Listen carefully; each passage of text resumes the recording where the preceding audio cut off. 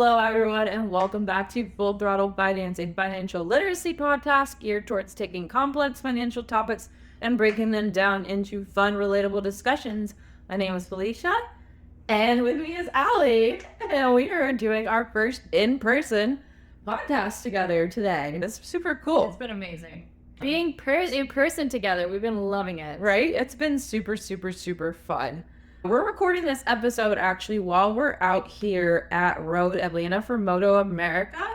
So we thought that since this was Allison's first motorcycle race and my first time out at Road Atlanta and in the MotoAmerica Paddock this season, that we just wanted to share our experiences and kind of have like a fun little episode. A little bit of finance and a little bit of just how the weekend's been going so far. Yeah, we always just want to talk about finances and how it relates to motorsports, kind of tie into everything that we do. But we are going to talk about the fun stuff and everything that we saw today, so stay tuned.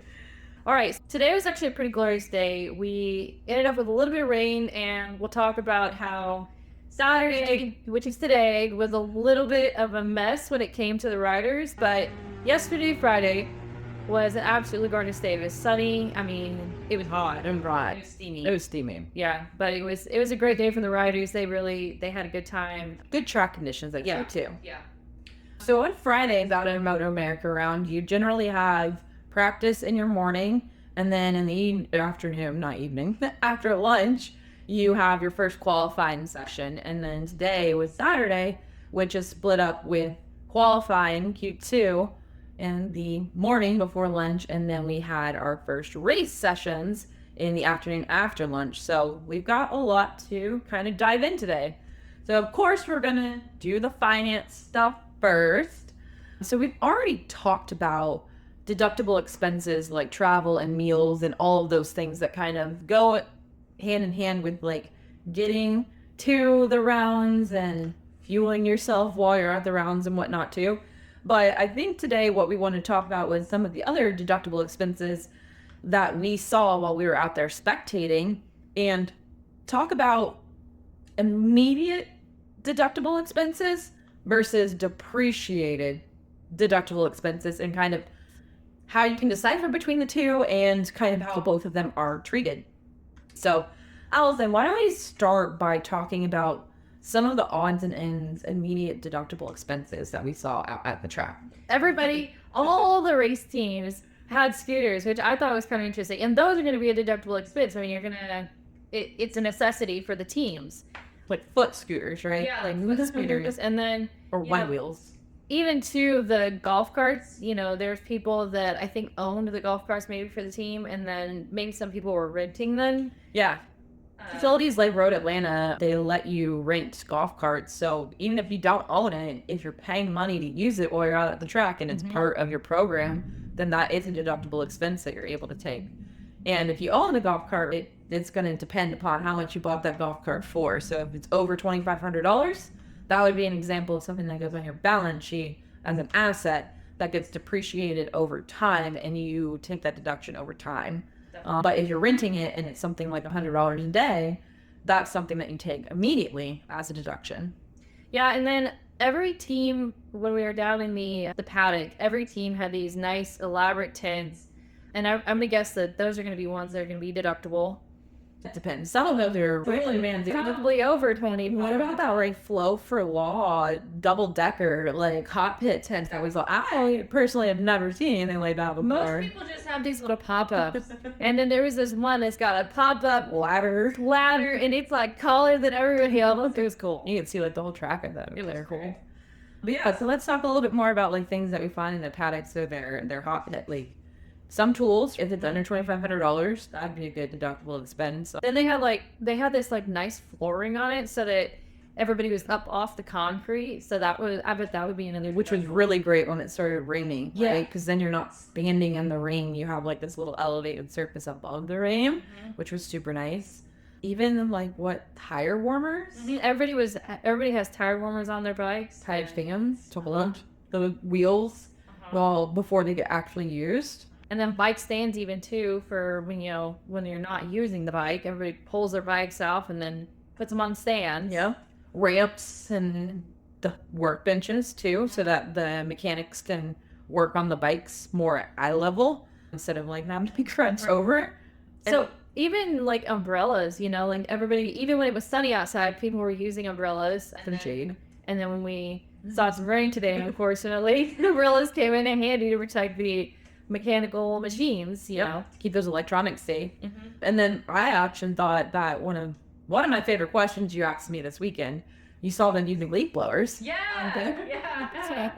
Which is, I mean, what did I tell you? They use the leaf blowers for. They use the leaf blowers to cool off the engines, which I thought was so cool. And then I actually got to see it in action today. Down there, whenever everybody was racing, people were coming into the pit and they were leaf blowing the engine. And even things like, right, in the hot pit setups and even in like the paddock tent setups, right?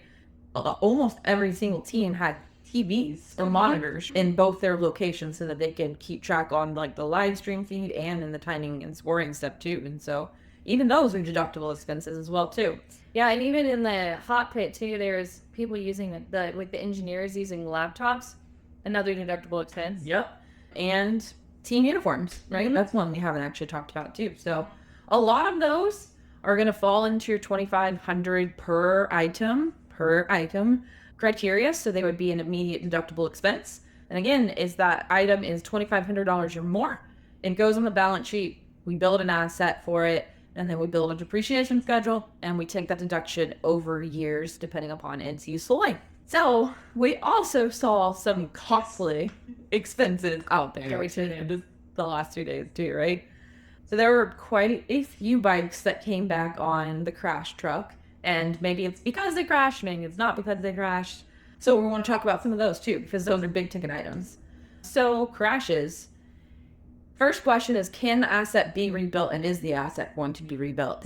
And so if tracker expenses that are related to the rebuild are greater than $2,500, it would go towards your asset on the balance sheet. Yeah. If it is a part that is used to rebuild the bike that is under $2,500, then it would be something that you deduct in that fiscal year. And then when you increase that asset, it would go to your tax preparer or your CPA, and they would reformat your depreciation schedule dependent on the new assessed value of the bike. And so crashed bikes, if the bike is a total loss, like had a really bad accident, it's going to be a discussion with your tax preparer, and it kind of depends on a couple of factors. Do you own the bike and the asset outright? If so, then it's a simple, what's the market value and is there a gain or a loss there? If you owe on it, like let's say it's a bike on a loan, it's a little bit more complicated because you have the loan liability that factors into that decision as well. And so it's really just, you want to have all your paperwork ahead of tax time so that your CPA or your tax preparer or your tax strategist can kind of help you make those decisions on what the actual deductible expense amount is. Yeah. And hopefully you don't crash. Hopefully you don't crash. We're just hoping you don't. And the last one that we saw a really big engine blow today. It was smoky. Yes, it's smoked out of the paddock. There. It took them probably 10-15 minutes to clean up the oil afterwards too. So same thing. It kind of just depends. Can that engine be rebuilt? And if so, you assess every unit that goes into rebuilding the engine. Is it greater than $2,500? Build your asset back up. Is it less than $2,500? It goes to your profit and loss statement or your income statement, and it's taken as an immediate deductible expense. So let's talk some more positive things that we saw and not necessarily just negative things that we saw. So contingency monies, right? And Troy Herfoss won the King of the Baggers 2-lap challenge race today and won the $5,000 prize. So congratulations, Troy. First and foremost, that race in itself is crazy because it's just a 2-lap race. So your first lap is from a standstill. It's not going to be a flying lap. And then you have one flying lap to get yourself to first place if you want to win that pot. But the cool thing is that he gets to walk away with $5,000 today. And that is considered taxable income by the IRS guidelines. So you definitely, as a writer, as a team who's making contingency money, you definitely want expenses that offset that income if you don't want to pay the full tax liability on the amounts that you've won in So, the situation. Can you tell everybody if it's gonna be, is it taxed like a bonus? Is it in its own tax bracket? Like, what is it? What does it look like when you're being taxed by contingency money? It depends upon your state. Some states might require that you treat it like gambling money because you have to gamble. Or in essence, you have to gamble in order to win that money. So again, that's really important to have a good CPA or tax preparer and tax strategist in your corner that can help you make that distinction on how that income should be taxed. But in general, it is just considered revenue for the most part in most states. And so, if you have sponsorship revenue, you have marketing revenue, if you have like affiliate marketing revenue, it essentially would be taxed very similar to that. You might have some state taxes depending upon where you live, in addition to the federal taxes that you might owe.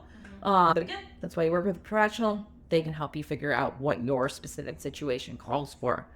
So we also saw more contingencies out there, right? And it was only in that last race, the King of Baggers, that we saw the big old I was asking her. It was nobody. So we got to see Stock 1000's podium, and then we saw the King of the Baggers, and I was like, why did they get checks and the Stock 1000s did not get a check? So I think that just comes down to the particular sponsor that is funding the contingency money, maybe for that program, or that class, and kind of what they want to see. If you're dishing out the kind of money that Harley Davidson is dishing out for this class, you might want to show off a little bit and have a big old check that you get to hand your riders. It's always fun to get a bigger check, isn't it? It reminds me of like those big old, really the published clearinghouse or whatever that used to show up on your doorstep with like, oh, I have checks. I got delivery. Like that's what it reminds me of. I'm going to see those like big ass checks, right? So, King of the Baggers, right? They had cash contingencies for first, second, and third place. Same as above. We just want to make sure that if you don't want to pay that full tax liability, that you're accurately recording your expenses to bring down the taxable income from those contingency earnings. You got to spend money to make money. Mm-hmm. And then for other classes, riders podium, it kind of depends upon things like the year and make of the bike that you're actually riding in the class. But some manufacturers, like primarily like I know Yamaha does it, they have their own contingency programs too. So if you're riding a specific make and model and year bike and you podium, or maybe even sometimes, I've seen some of these manufacturers pay out to like 10th place with contingency money. That is another way that you might be able to earn some contingency money from doing well in a race too. Same thing. Offset the taxable income with your expenses out of the track. And then MotoAmerica also has contingency monies as well too for each class. We're going to kind of go through them and we'll try and go through them a little bit quick. But for the Superbike class, premier entrance, any position that you finish the race in, you get a $3,500 per race contingency. Non-premier entrants that finish in the top 20 get $750 per race. In your Supersport class, premier riders, they get $1,250 per race. And then first, second, third have anywhere from $750 to $1,200 per race. And then if you finish 4th through 20 on as a non-premier rider, you get $500 per race, which I think is pretty cool too, right? I think it's encouragement for people to show up and so that we can have a more full grid. No, I love it. Stock 1000, it depends if you're in first, second, third, fourth. They pay anywhere from $350 to $1,000 per race, which is cool. Like position 1 gets $1,000 and position 2 gets $750. That's some good money. That's some good money, yeah. And then if you finish in 5th through 10th, you get $200 per race, and then 11th through 15th, you get $150 per race. So and you're still getting something, which is cool. Yeah, I mean, I don't know really what that covers. It's not doing much. Maybe one night in a hotel for $150. Yeah. Twins Cup we didn't have out there, but they pay out anything from $100 to $750. And then King of the Baggers, we've got 1st through 12th that pay out in King of the Baggers. 12 pays out $200 per race, and 1st pays out $2,500 per race. Very nice. We have the Hooligans too. Again, they pay out 1 through 10 versus Baggers 1 through 12. And Hooligans, 10th place is $100 per race, and then 1st place is $800 per race. So there's some good money to be had out there. And I think it all comes down to contracts, right? Whether or not that goes to the rider, if that goes to the team. It really depends upon your contracts. But it's money on top of money you're making already as a podium. Exactly. So that's a good amount of finance talk. So Alvin, I actually want to ask you, as somebody who hasn't been out to a MotoAmerica round or a motorcycle race round necessarily before, what were your first impressions? Like, what did you really love? And was there anything that like you didn't love out there while you were out there today? So my first impressions, I just honestly, it was so much bigger than I expected. It was everything was a lot more laid out than I had anticipated. It was very lawless. Like it's just like there were no rules to anything, which I just thought was crazy because I didn't expect to be able to go down in the paddock and be able to just like chill with the riders and just, be able to talk to anybody that you wanted to talk to down there. So I thought that was a really cool part about it. You saw somebody famous, didn't you? I did see so many things. Keanu Reeves has his own team, and he built his own motorcycle, like built all the parts. Yeah. Which was super cool. Justin Bike's pretty cool. I fangirled a little bit. They're riding out in the hooligans class. Yeah, and I fangirled big time. It was fun. It was fun. Well, and I didn't really have a negative, to be honest. So I guess I could say one thing that's kind of weird. I thought the porta-johns were fantastically clean. Like the MotoAmerica men actually can hit a spot. Like I was very impressed. I've been in a lot of porta-johns throughout my life, and they are quite vile. And these were actually some of the cleanest porta-johns I've ever seen, ever. Not to flirt on porta-johns, but like you would be surprised. Well, I honestly didn't see anybody cleaning them. Like out at the rails, like I told you, it's a company called Honey Bucket. And I see them moving them around and cleaning them and all that. I didn't see anybody clean any of them out there the last 2 days. You don't need it. No, it's fine. Yeah. So we were really, really fortunate this weekend to kind of get a really super hands-on experience. The Orange Cow Racing team allowed us to hang out with them in their hospitality suite the last couple of days, so it was really cool. We got to really see just like how like a legit team with two really great riders function, right? And there's a lot of hands in that pot, right? It was cool to see all the little pieces, I mean, they've got a guide for everything there, and it was just cool. Yeah, pick the right person for the right job, hire professionals. It was cool, and it was really cool to see the riders so close and personal and kind of see how they prepare for their races. And yeah, for my first race, I think I got very lucky to see that. Yeah, I don't think a lot of people get that. Their first experience in MotoAmerica Paddock. So. It's nice to have cool friends. Thank you so much, Orange Cow Racing. You guys are amazing, and we're so proud of you guys for your 1-2 finish today. You guys killed it. That race was awesome. Andrew Lee and Jason Uribe, you guys are fucking crazy on motorcycles. You guys are insane. I know. Number 2 and that finish today. If you haven't seen the Stock 1000 race, it was like he made a pass in the last quarter, and then it was like, right there. It was a photo finish. It was so cool. We lost our mind. And like actually everybody around us too. And there wasn't like a whole lot of people that I necessarily recognized around us while we were waiting at Winner's Circle. Because if you don't know, you can go to Winner's Circle, and that's probably the biggest screen that you can watch what's actually live streamed on the broadcast. And everybody lost their mind. Yeah, and that pass was sick. And we're really proud of both of you guys. That was a rad race too. And it was awesome seeing Kayla out there, our Full Throttle Finance sponsored rider this weekend. It was really cool seeing our Full Throttle Finance logo on her helmet, on TV, in photos, on social media, like everywhere. Like that's so cool. Yeah, I love that. Awesome. It was just really unfortunate today. The Supersport kind of got shafted a little bit with the rain. They practiced for 10 minutes where they got to practice in the rain when it was kind of coming down real hard, and then. Well, it's kind of, so they had their second qualifying session, but yesterday was no rain, right? And then their second qualifying session today was no rain. And then they literally did their sighting lap, and then MotoAmerica called for safety reasons that they were going to need to stop the race and introduce the wet familiarization session. So they sent them out for 10 minutes to do the wet familiarization, but they didn't actually let them race right after that familiarization. They actually booted them to the last race of the day, versus like baggers and Superbike that got to do their familiarizations and then race immediately.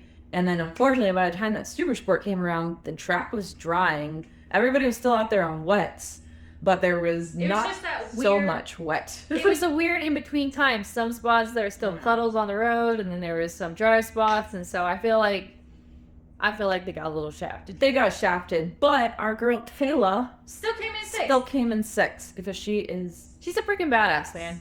Yeah. Yeah. We had fun mingling with all of our clients out there too. Like, I thought it was really rad seeing them in their element. I was so surprised how many people we saw. Yeah, but it's super. I don't think I recognized and realized just how many of our clients actually are.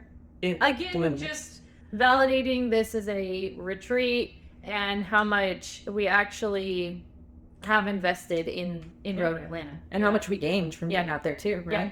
We got to see our clients in their element. It helps us connect the dots a little bit more with kind of their spending habits and what their purchases look like and whatnot too. So it was really cool. And yeah, they've been having a blast catching up with old friends. And I honestly really enjoyed introducing you, Alli, to all of my friends in the world that I've been living in for a decade. She knows so many people in motorsports. It was crazy. I was so surprised. I had so much fun. And I think that's a great place to wrap it up for today. Thank you for joining this episode of Full Throttle Finance, and we hopefully saw some of you guys there at Road Atlanta. You know, we gave out some goodie bags. Hopefully you got some. There was some nice beef jerky and, you know, healthy snacks. We're ingredient girlies. We are ingredient girlies. Next week, you will see us back home. Back to normal. Well, back to normal for me, not back to normal for you. I got a little bit more business to do. And we will be celebrating our company's 1-year anniversary, and we're going to be talking about the statistics and kind of just fun stuff like that. And of course, if you're interested in learning more about us, you can visit us at www.cleanbeeconsulting.com/full-throttle-finance. That is CLEANBEE consulting.com/full-throttle-finance. One more special honorable mention. I really dropped the ball on designing our own branded gear, right? I had so many great ideas. We talked about it too many times. But I did not put the pen to paper to do it. And so I want to take a moment and thank Hive Motorsports because, man, bees and motorsports, it's like they made the stuff for us, right? So Fuel Your Buzz, the beautiful little koozie. Look at the little bee. He's so cute. And look at these awesome shirts. Like, is there not anything more cool and suiting for our little brands that we're building here with Consulting and Full Throttle Finance? No, it worked out really well. Hive Motorsports, y'all are the shit. Thanks for getting them to us in a very fast. Yeah. So we'll see you guys next Friday.